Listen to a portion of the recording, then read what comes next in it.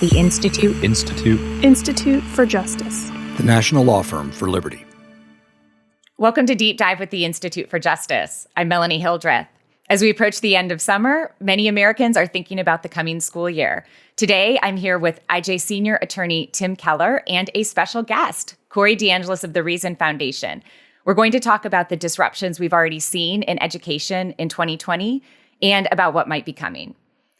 Corey, let's start by talking about this past spring. It was rough for many people, and I think that a lot of families had their own experiences about what worked and what didn't work. But I wondered if you could talk a little bit more broadly about what we've seen as the consequences to students from the widespread school closures and other disruptions that already have happened as a result of the pandemic. Yeah, I mean, the reality is that it differs by individual family unit, which what I'll get into. And the result of that is that we should fund families directly and fund students so that each individual family can choose the educational environment that works best for them. The reality is, for far too many families during the spring, it was a total disaster. This virtual education from home provided by the government-run school districts, they just, far too many of them just could not make it work in the short amount of time. And that doesn't mean that they're incompetent, doesn't mean that they weren't trying hard. It was just a last minute thing. They hadn't been doing this for a long time. It's a new, learning environment for them that far too many didn't do a good job. And you can also argue that some school districts didn't have a good incentive or a particularly strong incentive to get it right either, because their customers couldn't take their money elsewhere if there was not a school choice program in place in their location. The Center for Reinventing Public Education, for example, found that 1 in every 3 school districts did not require teachers only 1 in 3 school districts even required teachers to provide virtual instruction to their students each day, and less than half of the school districts actually required the teachers to even take attendance for their students regularly. So we saw a mix. Some school districts did a good job, and then others just did not. Looking at the data from SERPI and other reports in Wall Street Journal and other locations. But then there's, on the flip side, a lot of families figured out that virtual learning could work for them. And particularly if they just took the leap into homeschooling, a lot of families found that could work for their individual situations. And we've seen across a lot of different states a huge uptick in homeschooling favorability. For example, EdChoice put out a poll in April, a nationally representative survey that found that as a result of COVID-19, families in general had 52% of them said that they had a more favorable view of homeschooling as a result of COVID-19. And only about 26% said that they had a less favorable view. And they continued doing that polling each month, finding similar trajectories. And then also in July, they found a huge uptick from that baseline in homeschooling favorability as well. So we're seeing differences, and it depends on the individual family situation and what that means. And the best policy to make that to adjust to the to all the needs of the individual families is to allow the funding to follow the student, so that each family can figure out what works best for them. For probably a lot of families, this spring was really the first time that they had to do that, because there's definitely the idea that, well, it's the job of the public school and you kind of trust them to, you put your kid in and you kind of trust them to take it from there. And that wasn't an option this summer and this past spring. So they're kind of learning as they go. Meanwhile, the reaction of the teachers' unions to families kind of trying to figure it out on their own and making different choices and pursuing different paths has been really remarkable. Can you talk a little bit about what you've seen? You've monitored this all over the country. What kinds of trends you're seeing in terms of the behavior of the unions?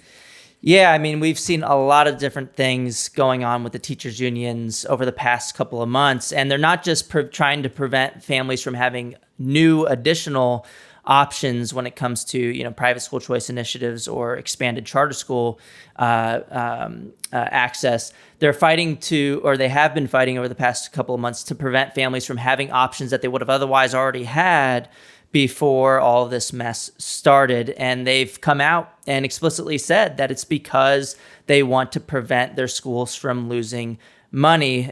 We don't have to guess as to why they're fighting against families switching to charter schools, for example. But this all started, a couple months ago in states like Oregon.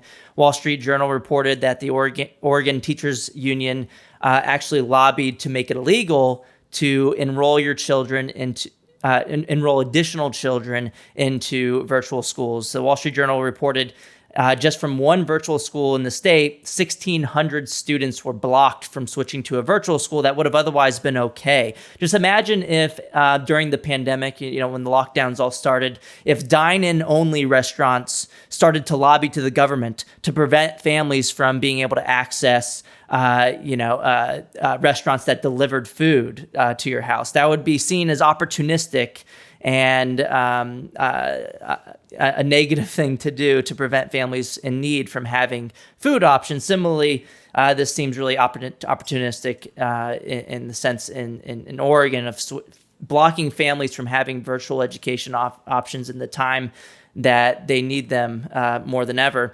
We saw other states doing it as well. Pennsylvania Association of School Administrators admitted that they lobbied to the government in order to do something similar. They wanted to make it illegal to switch to virtual charter schools, which have been serving children adequately from afar for years and years. They lobbied to prevent that from happening. They didn't get everything that they wanted, but they did get the next best thing. They prevented the dollars. So in Pennsylvania, it's technically legal to enroll your child in a virtual charter school, but the dollars won't follow the child to that virtual school. So they essentially froze enrollments and blocked the funding, which California followed shortly after Pennsylvania.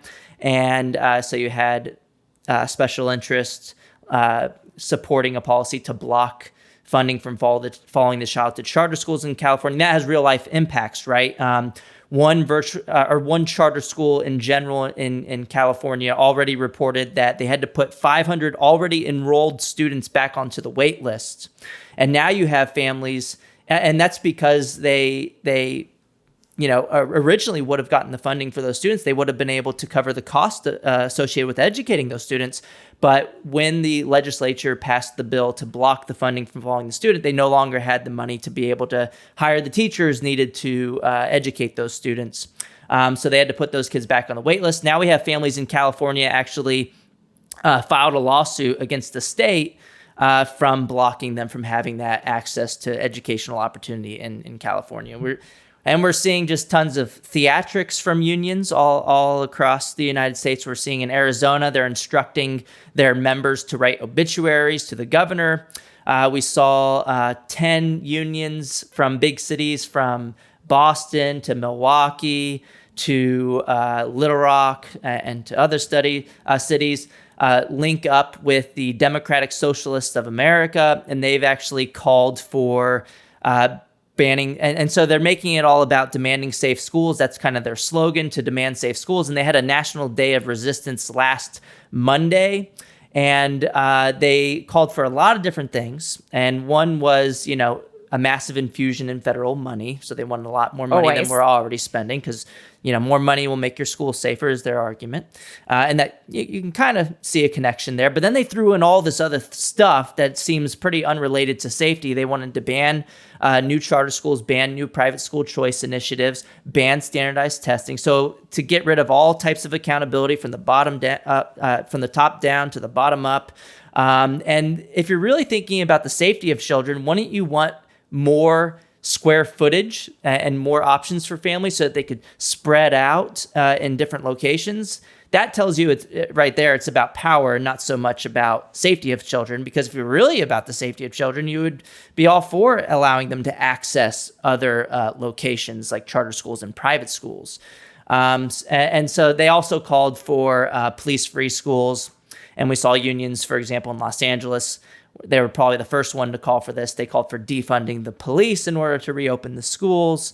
So it looks, it turned into a pretty big power grab, and it started to look a lot like just throwing in whatever political stuff you wanted to get into this and make that part of the reopening plans. And I want to say this is really about power here, because we're not seeing this in any other industry. We're not seeing this from the private school sector either. We're not seeing this with daycares. We're not seeing this with grocery stores. And I think the difference is because with the public school system, they get your money regardless. So they have a very strong incentive, not to say that anybody has ill motives. They just have a different incentive structure set up to where if they don't reopen in person, they still get your money regardless.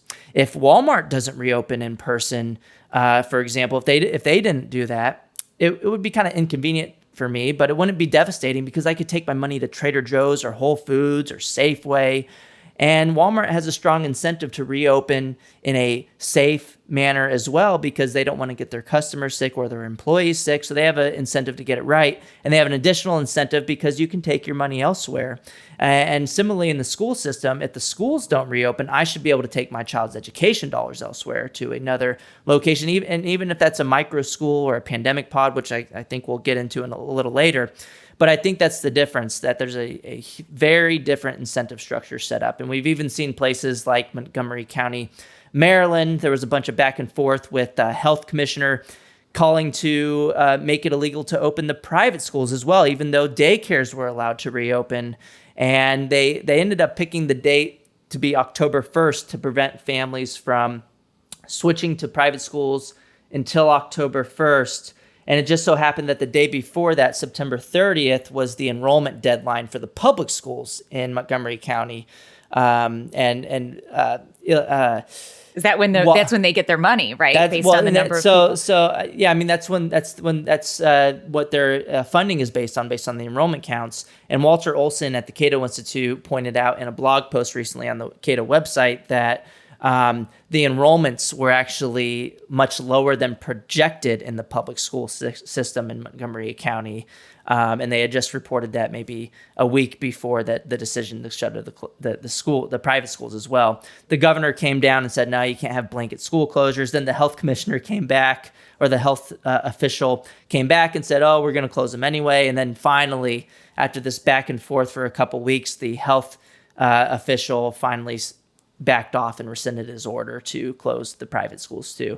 And look, I can go on the entire hour of examples of stuff like this happening, but look, there's so many examples of special interests trying to prevent the schools from reopening and trying to prevent families from having other options too.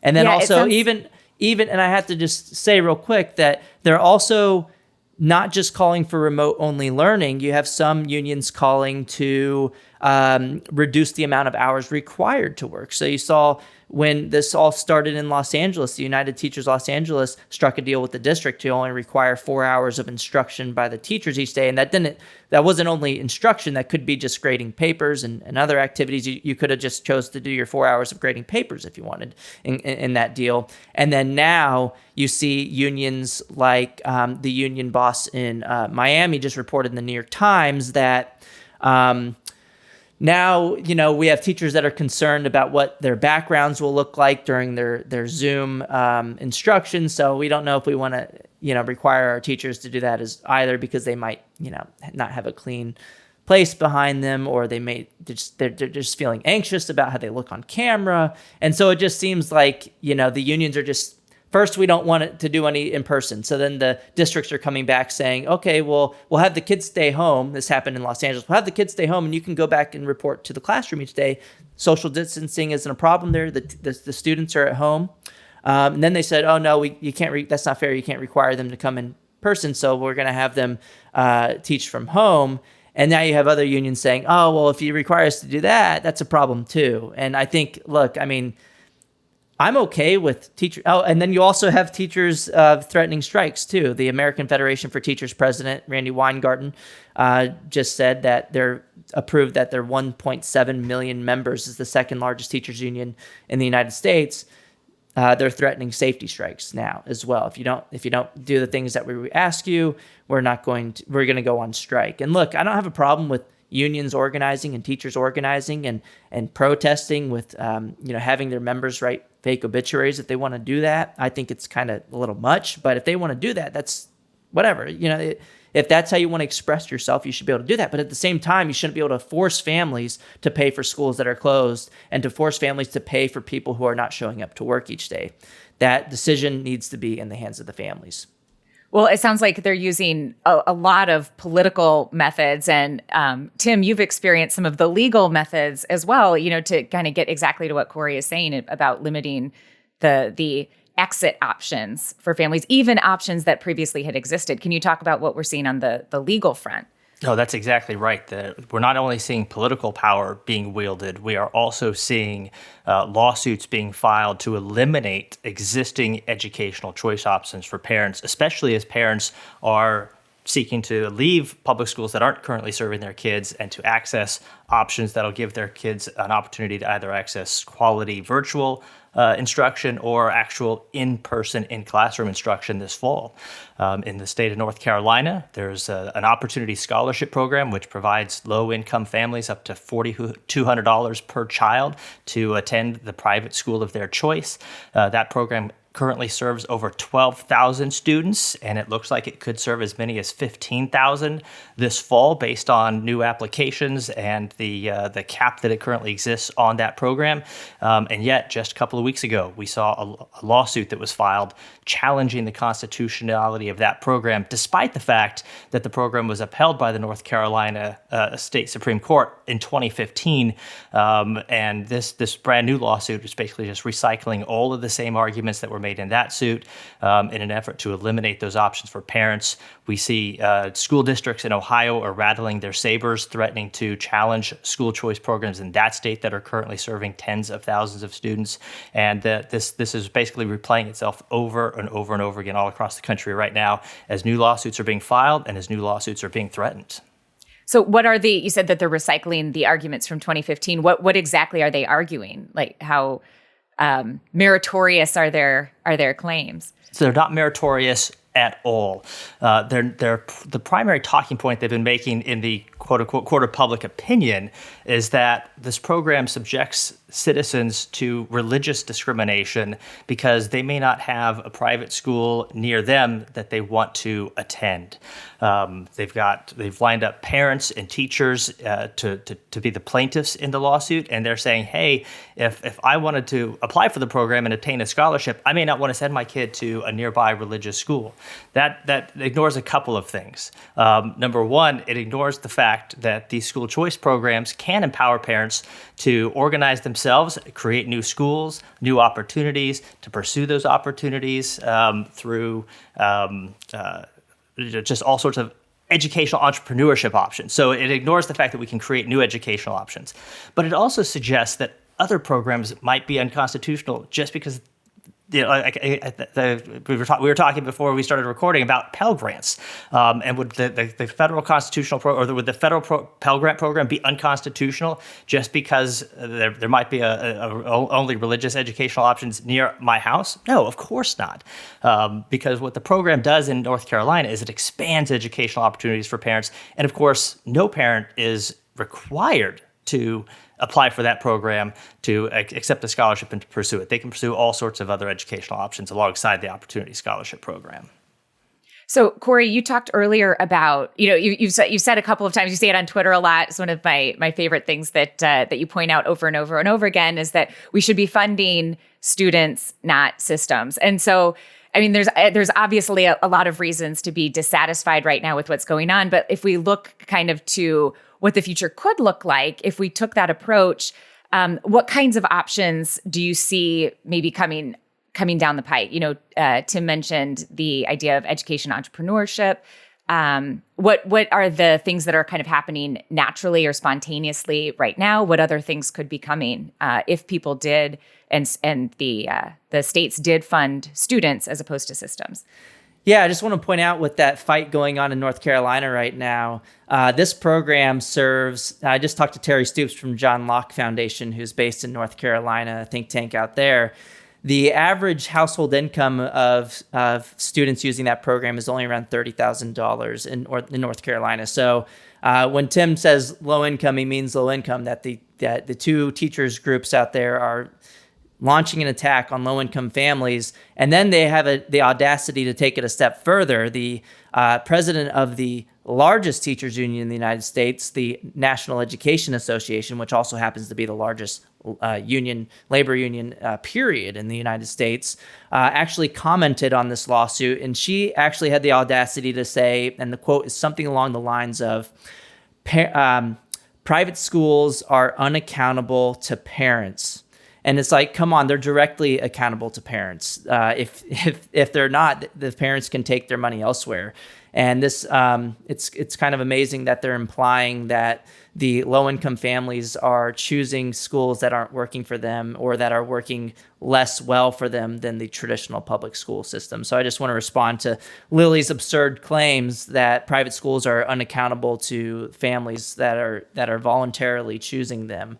Well, and North Carolina parents are speaking up, Corey. There was one parent named Charlonda Brown who spoke up in response to that and said, it's absurd to say that private schools are not accountable because they are accountable to me. She's a scholarship recipient. She's got 2 of her kids in 2 different private schools, one in a private religious school, one in a private Montessori school. And she's like, that is absurd. They are accountable directly to me. And that's exactly right.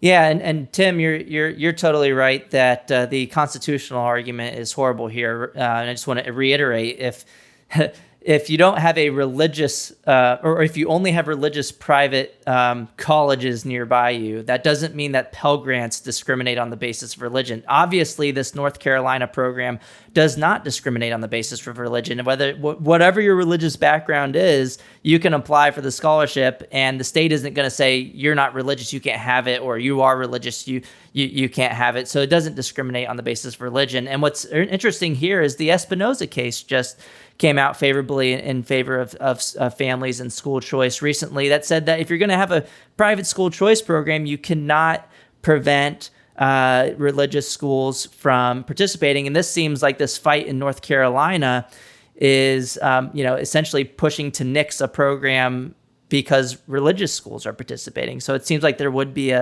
Tim, do you think that would go to the Supreme Court again based on the Espinoza ruling if they were to be successful in nixing the program? Well, if the North Carolina Supreme Court were to strike down the program simply because religious schools were eligible to participate, it would have to go back to the Supreme Court, and it would be a clear violation of Espinoza. And let's be clear about that point too, because even though their primary arguments are that families can enroll in religious schools, they're not just asking that the religious schools be excluded because they can't under Espinoza. That's why they're asking for the entire program to be struck down. They are trying to take away options for every low-income family in North Carolina, not just religious options.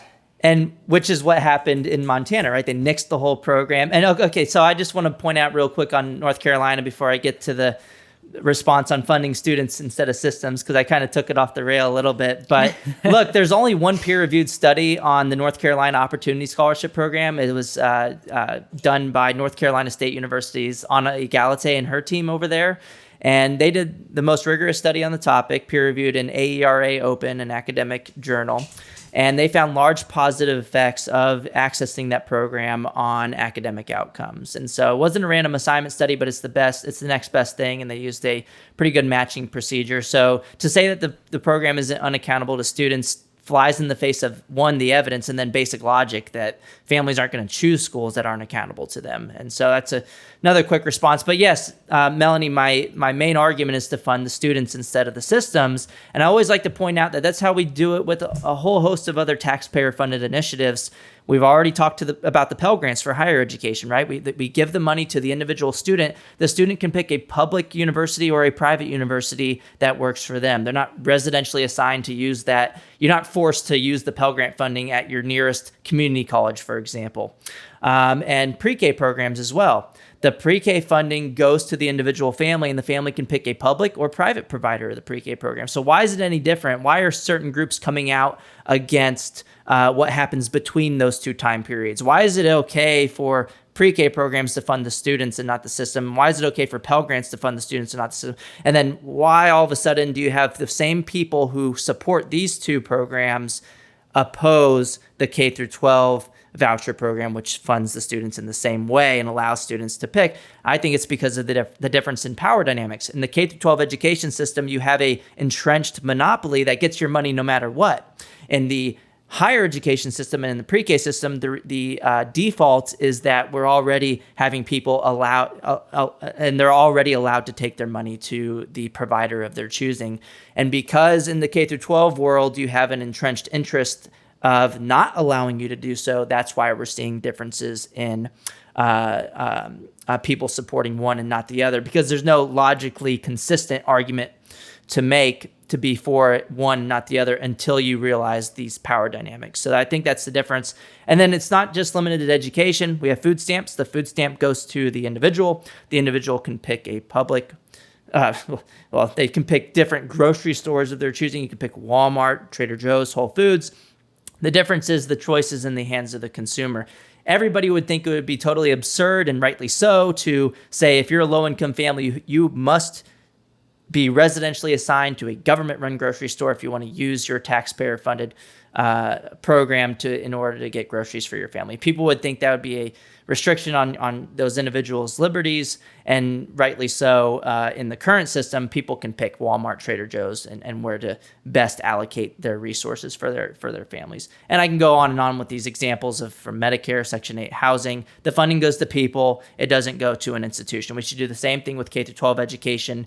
And look, there's a lot of stuff going on right now that I see as being the future of education. And you mentioned spontaneous order. This is a very excellent lesson in spontaneous or emergent order, something that Austrian economists like to talk about a lot. When the government doesn't provide something adequately, individuals in society will come together and provide solutions to a problem that they see in front of them. And the problem that you see right now is that the public school system, what I tend to refer to as the government-run school system, because these are schools run by local governments and funded by governments and regulated by governments and compelled by governments, is that they're saying that they're not going to reopen. We see the strikes happening. Or not strikes yet, but we see threats of strikes. We see protests.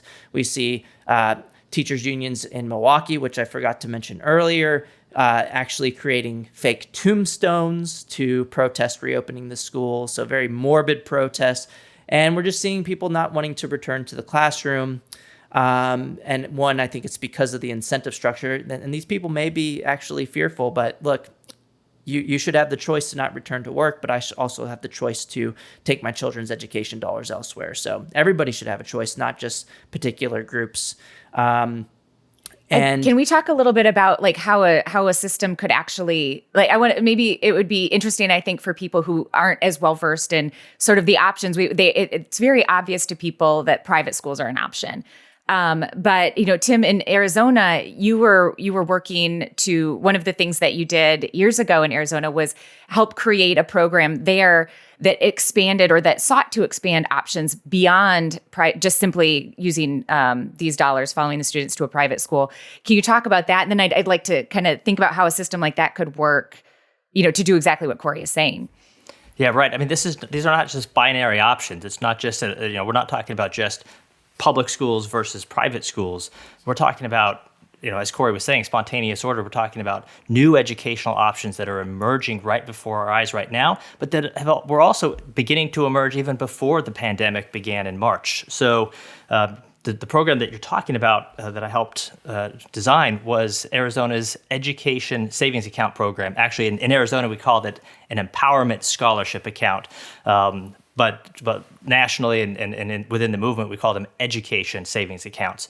And what the program in Arizona does is, for eligible families, it allocates 90% of what the state would have spent on their student in their residentially assigned government school, and places it into a parent-controlled account, which allows parents to use those dollars to educate their kids in any variety of manner that they so desire. So parents who are enrolled in the ESA program don't have to enroll their kids in a public school. They don't have to enroll their kids in a private school.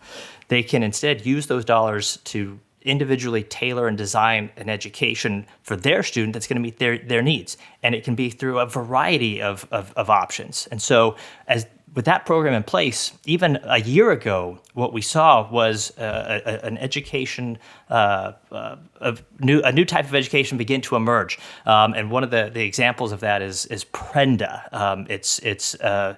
I guess we would call Prenda a micro school, but it's so much more than that. So with Prenda, what we've seen is them open small brick and mortar schools in storefronts, serving a small number of kids using a variety of both in-person and virtual instruction. But those same sort of micro schools are also operating through Prenda in homes as well as in brick and mortar storefronts. So you've got incredibly timely right now. Yes, I mean, yes. The micro school thing. And parents are able to use their ESA dollars to pay the tuition, the educational costs at Prenda. So they've got options for parents who need in-person instruction offsite. They've developed opportunities for in-person instruction in small groups in homes.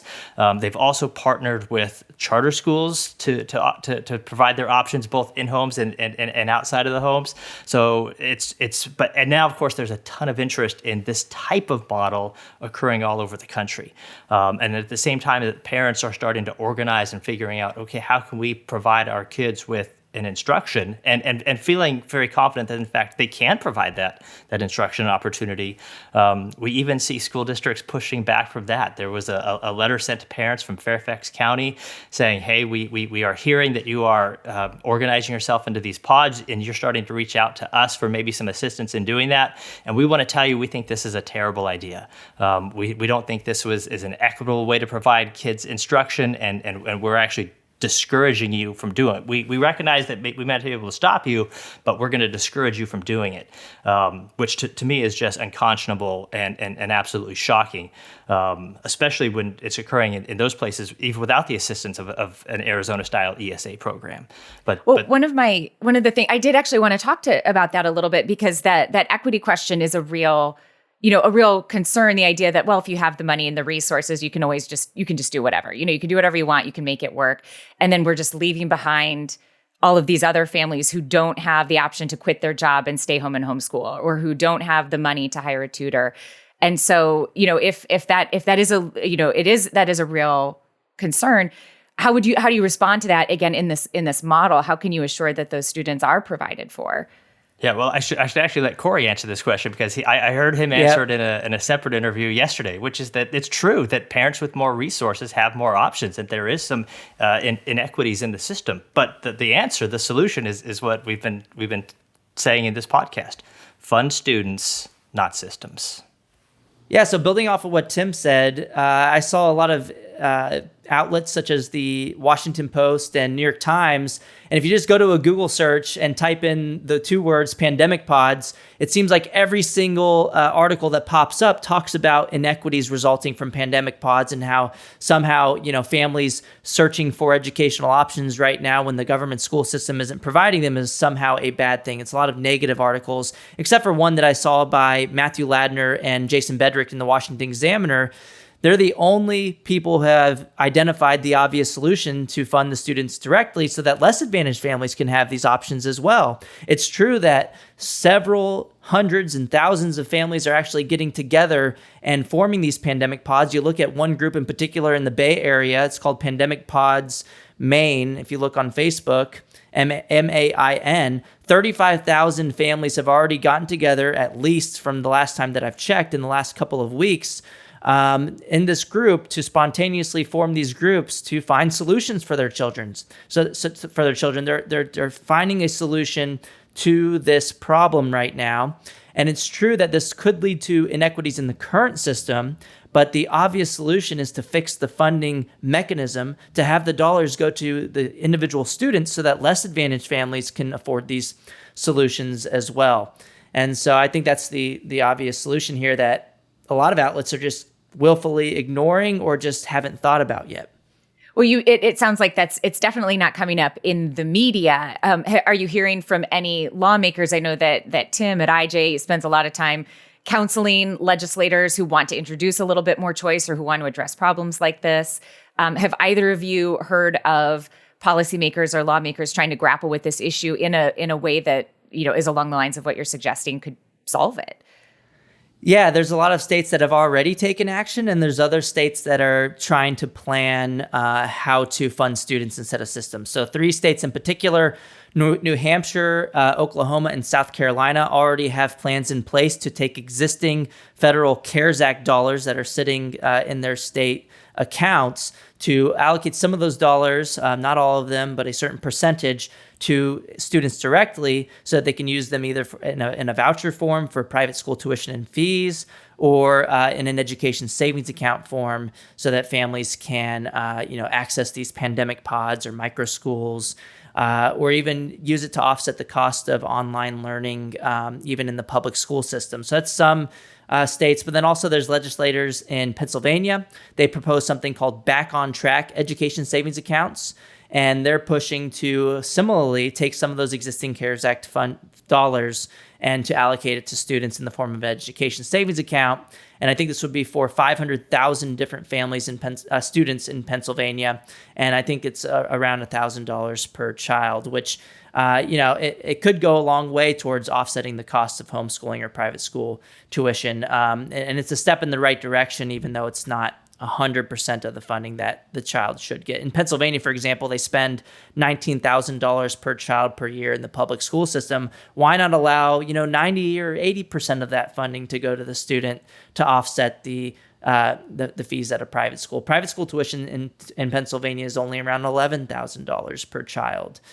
So that funding can go a long way towards offsetting those costs. And so that's a couple of the states that I've seen. And then also at the federal level, I've seen 3 different bills introduced in the past couple of weeks to fund students directly using existing federal education dollars. Most prominently that I've talked about is Rand Paul, U.S. Senator from Kentucky, has introduced the biggest legislation that I've seen out of the 3 bills to fund the students directly. And his plan is to take nearly all existing federal education dollars from that are already being spent in the public school system, and to give families the choice to take their federal education dollars to a private school of their choosing. So this would be huge. I mean, we spend north of 60, maybe $70 billion per year in the public education system through federal sources. It's only 8% of the total, but that is a step in the right direction in funding the students instead of the systems. Other senators, such as Congress people such as Lamar Alexander and Tim Scott, have called for the School Choice Now Act, which is a similar proposal, and it's 2 parts. One is to take 10% of existing of the money that's going to be allocated through the stimulus bill and have that go to private schools. Originally, when it was introduced, it was to go directly to families, which would have been a better solution, in my opinion. But they also have worked in the Education Freedom Scholarship proposal to have $5 billion per year in tax credit scholarships go directly to families, which could be another way to fund families instead of systems. And then lastly, most recently, Ted Cruz has introduced federal legislation to fund students directly, but his is a little different, and I don't think it's using existing dollars. I have to read it more clearly, but I think Cruz's proposal is an additional expenditure in addition to what we're already spending in federal education. So, for that reason, I prefer the Rand proposal. So we've talked about a lot of reasons to be kind of outraged, and people are probably kind of anxious. Little glimmers of hope, but maybe feels a little bit far into the future to really get to the place of an educational marketplace or where we really are funding the students in the way that you described. To close things out, I wondered if either of you or both of you could just give a few thoughts on reasons that families should have for optimism right now, because it is an anxious time for all Americans for a number of reasons, and especially, as I mentioned at the start, for those looking ahead to the school year. Any words of optimism or encouragement that you have for those families? Yeah, I would say, go ahead, Tim. Oh, yeah. No. I mean, I think there is a lot of reason for optimism right now. We're not going to see solutions take root tomorrow and provide opportunities for every single family tomorrow to fund them instead of funding the existing school system. But I think parents are discovering a lot of things about the existing public school system that they didn't know before.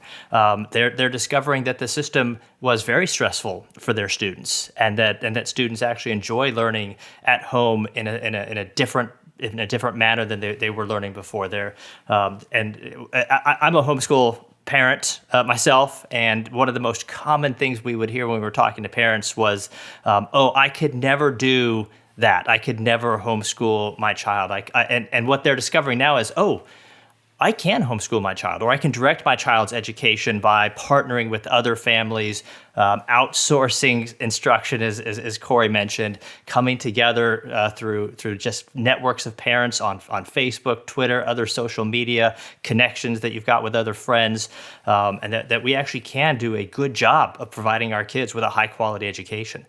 Parents are discovering that right now, and I think that's a tremendous source of optimism as we head into, I think, what will be a bold and brave new future for education in America. Yeah, I totally agree. Families are already doing it, even though we don't currently fund students instead of systems in the current education system. Families are seeing right now that the public school system is not serving them in an adequate manner. And people are really reevaluating the factory model of education that I would argue has been outdated since the start. And people are seeing that, through their taste of homeschooling, that homeschooling can really work, like Tim said. But then also, look, we're seeing large numbers of families saying that they prefer homeschooling now and that they have a favorable view of homeschooling. So there's a mind shift happening right now about how education should look like. And we're seeing actual people opt out of the public school system. We see numbers in North Carolina, for example. They already had a large amount of homeschoolers, but this year in particular, the families were switching in such large numbers that they broke or at least shut down temporarily the government website because so many of them were going onto the website and talking and just indicating to them that they were intending to homeschool their children this year. And then also in states like Nebraska, they've already reported a 21% increase in the number of enrolled homeschoolers in their state from the same time last year. So people are looking for these options in large numbers, from homeschooling to microschooling. And then people are reevaluating how school funding should look as well. People are rightly seeing that they're doing a lot of the work. They did a lot of the work for their children in the spring through homeschooling and through this virtual education environment. And they're seeing that the school systems are being reluctant to reopen. And they're rightly understanding that the money is going, and they're noticing that the money is going to the school system, even though the school system isn't providing the same level of services for their child. And I think families are starting to think, if I'm doing most of this work, why shouldn't that money follow my child to wherever they're receiving an education? Why shouldn't I be able to use that funding that already exists for my child to offset the cost of their education? So I think people are understanding that there's no good reason to fund the system or the institution rather than the child directly. And I think this is shining a huge spotlight on that. Well, thank you both for joining me. Thank you for listening. If you enjoyed today's episode, you can find more on YouTube or wherever you get your podcasts. And don't forget to subscribe.